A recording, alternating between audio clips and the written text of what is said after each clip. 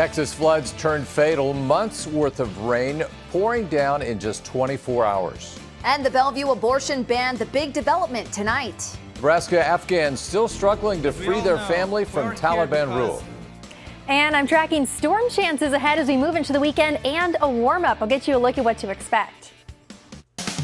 On your side, 6 News WOWT starts with breaking news. Texas fire officials have confirmed the first fatality in the Texas floods. A woman was found in this vehicle located under a bridge. And officials believe the woman's car was swept off the roadway by floodwaters. In a sad development, officials said that she was on her phone with her family before losing contact. After months of severe drought, the Dallas-Fort Worth area experienced a summer's worth of rain in just 24 hours, the third highest amount of rain ever recorded in a day. Signatures in Bellevue are being collected in an attempt to ban abortion in the city and shut down an abortion clinic there. New tonight, the man traveling from state to state, helping communities create abortion ordinances, talks with our Marlo Lundak. 51 cities have passed ordinances outlawing abortion within their city limits.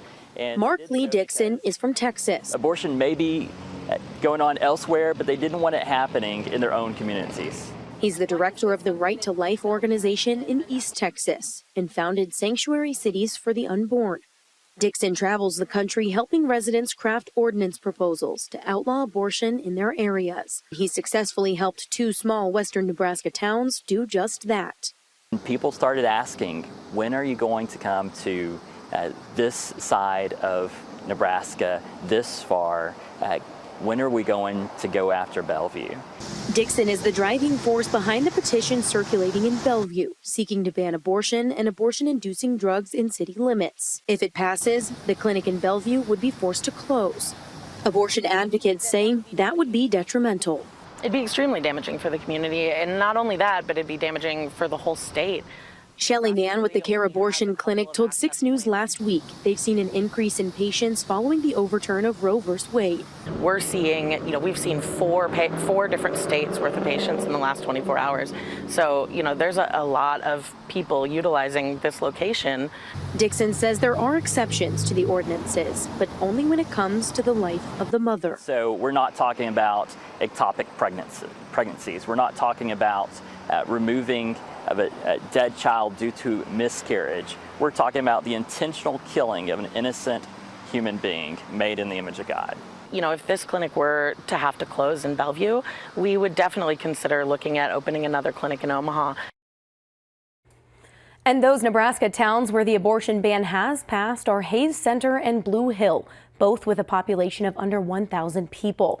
In order for that ordinance to pass in Bellevue, petitioners need at least 7,400 signatures and approval from City Council or from Bellevue voters in a special election. John, Lauren.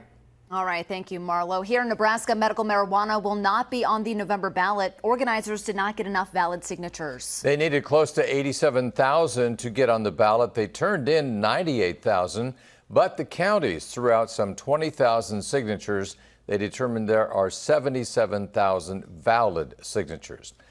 Krista Eggers of Gretna is devastated. Not only did the petition drive fail to put medical marijuana on the ballot, she now must break the news to her 8-year-old son, Colton, who suffers from uncontrollable epileptic seizures.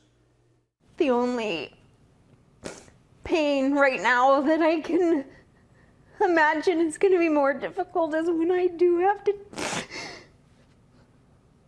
look my little boy in the eyes,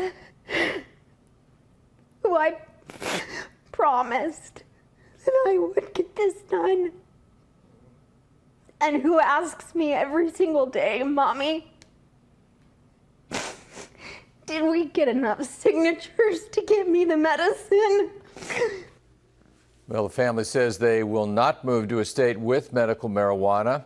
Nebraska is one of the few without anything on the books. They instead vow to start another petition drive, shooting for voter approval in 2024. Former President Donald Trump has filed a lawsuit over the search of his Mar-a-Lago estate 2 weeks ago.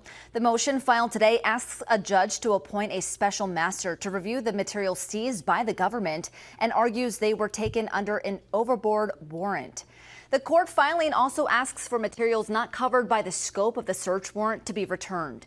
The judge who signed off on the search of Mar-a-Lago reiterated today that there was, quote, probable cause that evidence of multiple federal crimes would be found, end quote. And tonight, new details into the Trump investigation. A federal judge saying in a new statement that once sensitive material is taken out, the document may be meaningless and not worth releasing. Alice Barr explains. New insight today into just how much we may learn